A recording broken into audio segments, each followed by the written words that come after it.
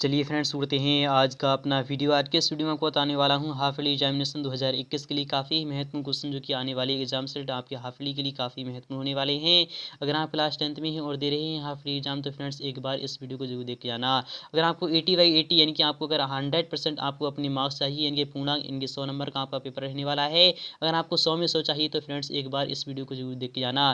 तो समय आपको 3 घंटे का मिलने वाला है क्वेश्चन पेपर को सॉल्यूशन करने के लिए, और ये मैं आपको बता चलूँ ये आपका हाफ ईयरली एग्जाम के लिए है, इसलिए एक बार इस वीडियो को जरूर देख के जाना। तो फ्रेंड्स आपका काफ़ी महत्वपूर्ण क्वेश्चन बताने वाला हूं, इसलिए लास्ट तक एक बार इस वीडियो को जरूर देख के जाना।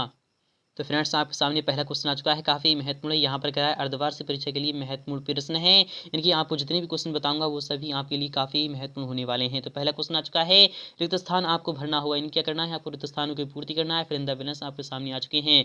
पहला क्वेश्चन आ चुका है, ट्रेडिशन की मैं लोक संस्कृति का जन्म हुआ था, यानी किसमें लोक संस्कृति का जन्म हुआ था। तो हम जानते हैं शहर यानी ग्रामो, यानी कि आपका आंसर क्या आ जाएगा, तो ग्रामो। आपको सिंपली यहाँ पर क्या लिख देना है, यानी ग्रामो, यहाँ पर क्या लिख देना है, आपको ग्रामो लिख देना है। यानी ग्रामों में यानी कि लोक संस्कृति का क्या हुआ था, जन्म हुआ था, आपको ग्रामो लिख देना है। नेक्स्ट की बात नहीं, यहाँ पर जिसके प्रति यानी कि स्थायी भाव उत्पन्न हो वहाँ डैश कहलाता है, क्या कहलाता है, आलंबन या फिर उद्दीपन। जिसके प्रति यानी कि स्थायी भाव उत्पन्न हो वहाँ पर क्या कहलाता है, यहाँ पर इनकी आलंबन क्या कहलाता है, यानी कि आलंबन। आपका पहला वाला यहाँ पर आ जाएगा। नेक्स्ट की बात नहीं, गिरधर द्वारा इनकी प्रयुक्त छंद डैश इनके है, दोहा या फिर कुंडलियाँ हैं। तो हम जानते हैं गिरधर द्वारा जो प्रयुक्त छंद है वह इनकी कुंडलियाँ हैं, यानी कि ऑप्शन नंबर आपका यहाँ पर सेकंड वाला आ जाएगा। आपको सिंपली यहाँ पर कुंडलियाँ लिख देना है। नेक्स्ट की बात नहीं, यहाँ पर क्वेश्चन फोर्थ भी काफी महत्वपूर्ण है, इससे भी आपके एग्जाम में क्वेश्चन बन सकते हैं कि अर्थ की दृष्टि से वाक्य कितने प्रकार के होते हैं। तो अर्थ की दृष्टि से वाक्य 8 प्रकार के होते हैं। कितने प्रकार के होते हैं, तो 8 प्रकार के होते हैं। कौन कौन से प्रकार के होते हैं, तो आपको सभी प्रकार के भी यहाँ में याद रखना है। कामायनी क्या है, तो हम जानते हैं कामायनी क्या है, कामायनी महाकाव्य कहलाती है, ना कि खंड काव्य। कामायनी क्या है, तो महाकाव्य में आती है। अमरकंटक के केंद्रीय सत्ता को क्या कहते हैं, तो नर्मदा कहते हैं। क्या कहते हैं, नर्मदा कहते हैं। आपको सिंपली यहाँ पर नर्मदा लिख देना है। नेक्स्ट ईयर बात नहीं, क्वेश्चन मेरे यहाँ पर नेक्स्ट वाला भी इंपॉर्टेंट है, इससे भी आपके एग्जाम में क्वेश्चन बन सकते हैं। काफी महत्वपूर्ण क्वेश्चन बताने वाला हूँ। यहाँ पर कह प्रश्न, यानी कि यहाँ पर कह प्रश्न एक सही विकल्प आपको क्या करना है, चुनकर लिखना होगा। यानी कि आपके सामने क्या है, आपके सामने MCQS आ चुके हैं। यहाँ पर कह रहा है सूर्य के पदों की भाषा कौन सी है, ब्रज है, बिहारी या फिर अवधि है, फिर बघेली है। तो हम जानते हैं सूर्य के पदों की जो यानी कि भाषा है वह ब्रज है, यानी कि ऑप्शन नंबर आपका पहला वाला आ जाएगा।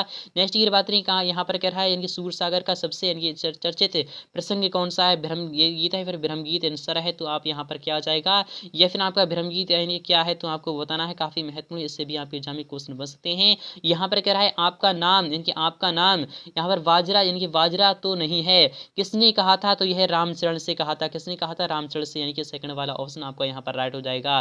चौथे वाले क्वेश्चन की बात नहीं, यहाँ पर ये भी क्वेश्चन आपके एग्जाम में आ सकता है। परंपरा यानी कि वनाम आधुनिकता पाठ के लेखक कौन है, रामवृक्ष बेनीपुरी है, प्रेमचंद, हजारी प्रसाद द्विवेदी, हरिशंकर परसाई। पर आपका क्या आ जाएगा, आपको कमेंट सेक्शन में लिखना होगा।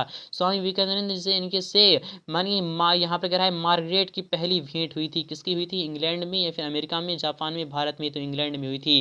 कहाँ पर हुई थी, इंग्लैंड में, यानी कि ऑप्शन नंबर आपका पहला वाला ही यहाँ पर राइट हो जाएगा। आई होप आपको समझ में आ रहा होगा। नेक्स्ट ईयर बात नहीं, क्वेश्चन भी काफी महत्वपूर्ण है। यहाँ पर कह रहा है नर्मदा का यानी कि उद्गम स्थल कहाँ पर है, तो अमरकंटक है। कहाँ पर है, अमरकंटक में, यानी कि ऑप्शन नंबर आपका थर्ड वाला यहाँ पर राइट हो जाएगा। नेक्स्ट ईयर बात नहीं, यहाँ पर कह रहा है क्वेश्चन 7 में दोनों पद प्रधान होते हैं, तो किसमें होते हैं, तो द्वंद्व समास जो होता है उसमें दोनों पद प्रधान होते हैं। कैसे होते हैं, जैसे कि आपका क्या हो गया, माता और पिता हो गया, क्या हो गया, आपका माता पिता हो गया। इसमें दो यानी कि द्वंद्व क्या होते हैं, इसमें द्वंद्व समास होता है, जिसमें कि आपका यहाँ बीच में डैश है, इसमें दोनों ही पद प्रधान होते हैं, माता और पिता दोनों ही पद प्रधान हो जाएंगे। नेक्स्ट की बात नहीं, क्वेश्चन 8 भी आपका इंपॉर्टेंट है। यहाँ पर कह रहा है देवी की पुत्र में समास, यानी देवी की पुत्र में समास कौन है, तत्पुरुष, कर्मधारय, द्वंद्व है या फिर द्विगु है। तो हम जानते हैं देवी की पुत्र में आपका कौन समास है, तो आपका यहाँ पर क्या आ जाएगा, तो आपको यहाँ पर क्या लिखना है, सिंपली आपको यहाँ पर कर्मधारय समास लगा देना है। क्वेश्चन 9 की बात नहीं, यहाँ पर कह रहा है औषधालय का संधि विच्छेद क्या होगा, तो औषधि प्लस आलय क्या होता है, औषधि प्लस आलय, यानी कि ऑप्शन नंबर आपका पहला वाला यहाँ पर राइट हो चुका है। आई होप आप समझ में आ चुका हुआ। नेक्स्ट की बात नहीं, क्वेश्चन आपका नेक्स्ट वाला भी इंपॉर्टेंट है, यानी कि औषधि प्लस आलय, यानी कि पहला वाला ही ऑप्शन आपका राइट हो चुका है। क्वेश्चन 10 की बात नहीं, यहाँ पर कह रहा है अद्भुत, यानी कि अद्भुत तरस का स्थायी भाव क्या है, रति है, विस्मय है, उत्साह है, फिर निर्विधि है। तो अद्भुत यानी कि आपका क्या आ जाएगा, तो आपको यहाँ पर रति यानी कि पहला वाला ही यहाँ पर ऑप्शन राइट हो जाना चाहिए। नेक्स्ट की बात नहीं यहाँ पर करा है सत्य और सत्य आपको बताना है, काफी महत्वपूर्ण है, इसका भी एग्जाम में क्वेश्चन बन सकते हैं। यथाशक्ति में अव्ययीभाव समास क्या है? क्या है यथाशक्ति में अव्ययीभाव समास है? तो हाँ, यथाशक्ति में अव्ययीभाव समास है, यानी कि ऑप्शन नंबर आपका क्या आ जाएगा? तो आपको यह राइट हो जाएगा, यानी कि यथाशक्ति जो है उसमें अव्ययीभाव ही समास प्रकट हो रहा है। क्वेश्चन सेकंड की बात नहीं, यहाँ पर गेहूं मनुष्य की भूमिका एवं शारीरिक आवश्यकता का प्रतीक है, तो हाँ आपका यह भी राइट हो जाएगा। नेक्स्ट की बात करें, क्वेश्चन थर्ड भी आपका महत्वपूर्ण है, यहाँ पर करें निंदा रस के इनके लेखक हरिशंकर परसाई हैं, तो आपका यह भी राइट हो जाएगा। क्वेश्चन में चौथी की बात करें, यहाँ पर कराए इनके आपका प्लस इनकी अनुक्ति अलंकार में बढ़ाकर चढ़ाकर इनके वर्णन होता है, तो आपका यह असत्य हो जाएगा। नेक्स्ट की बात करें, गेहूं मनुष्य की भूख एवं शारीरिक इनकी आवश्यकताओं का इनके प्रतीक है, तो आपका यह भी राइट हो जाएगा। आई होप आपको समझ में आ चुका होगा। यहाँ पर महत्वपूर्ण प्रश्न है, काफी महत्वपूर्ण है, ये भी आपके एग्जाम में क्वेश्चन बन सकते हैं। यहाँ पर कराए, यहाँ पर क्या करा है, जायसी के इनके अनुसार परमात्मा ने किस तरह के मनुष्य इनके बनाए हैं, आपको बताना है। सत्य का आश्रय छोड़ने पर क्या दुष्प्रभाव होता है? वसंत ऋतु के आगमन पर आपको प्रकृति में कौन से परिवर्तन होते हैं? लोहा किसकी इनकी सुहास इनकी आपका भस्म हो जाता है? आपको वो सभी आपको ये याद करना होगा, ये आपके एग्जाम में क्वेश्चन बन सकते हैं। सपना राजगीर राजगीर क्या लेकर आप आओगे, पड़ा है, आपको यहाँ पर पूरा का पूरा पढ़ लेना है, इससे आपके एग्जाम में क्वेश्चन बन सकते हैं। रीतिकाल की आपको 4 विशेषताएं बताना है, जीवनी और आत्मकथा में आपको अंतर बताना है। जयशंकर प्रसाद तुलसीदास कवि परिचय निम्न बिंदुओं के आधार पर आपको देना है। और हजारी प्रसाद द्विवेदी जी का आपको साहित्य परिचय निम्न बिंदुओं के आधार पर देना है। और विद्यालय के प्रचार को आपको शुल्क की मुक्ति प्रदान करने हेतु प्रधान पत्र लिखना है। यहाँ पर बात नहीं, यहाँ पर इस टाइप से क्वेश्चन बन सकते हैं, ये भी आपके एग्जाम में काफी महत्वपूर्ण है।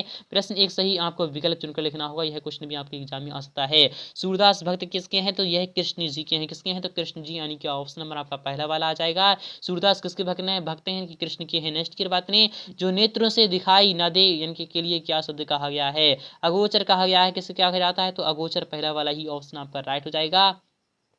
नीरस का संधि विच्छेद क्या होता है? तो हम जानते हैं निह प्लस रस क्या आता है, तो आपका निह प्लस रस आ जाएगा। नेक्स्ट की बात नहीं, यहाँ पर श्री कृष्ण के गुरु कौन थे? तो श्री कृष्ण के गुरु कौन थे? तो संदीपन कौन थे?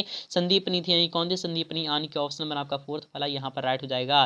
पांचवें क्वेश्चन की बात नहीं, यहाँ पर कह रहा है तुलसीदास जी की रचना कौन सी है? तो रामलला, ये रामलला नहडू, यानी कि ऑप्शन नंबर आपका नहचू है, यानी कि ऑप्शन नंबर आपका थर्ड वाला यहाँ पर राइट हो जाएगा।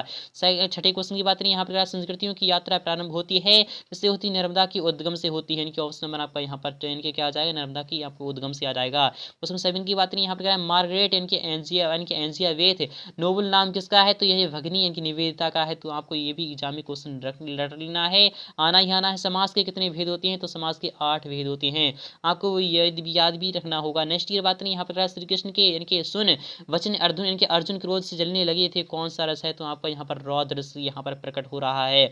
उसमें 10 की बात नहीं, इससे भी आपके एग्जाम में क्वेश्चन आ सकते हैं। कविता का इनकी नई कविता का युग मन से है 1950 आपका आंसर आ जाएगा। नेक्स्ट की बात नहीं, यहाँ पर कह रहा है क्वेश्चन 11 में आपको यहाँ पर सेकंड वाला है, यहाँ पर प्रश्न शब्द का आपको चयन कर लिखना होगा, यानी कि आपको क्या करना है? चयन कर लिखना है, शब्द का आपको चयन कर लिखना है। यहाँ पर कह रहा है सूरसागर की रचना सूरदास ने की है, तो आपका यह सत्य हो जाएगा। रामचरितमानस का प्रमुख छंद चौपाई है, यह भी राइट हो जाएगा। बिहारी सतसई की इनकी यहाँ पर क्या मुख्यतः श्रृंगार परक ग्रंथ है, तो आपको यह भी राइट हो जाएगा। संध्या नगरी है, आप सभी यहाँ पर इस टाइप से लिख देना है।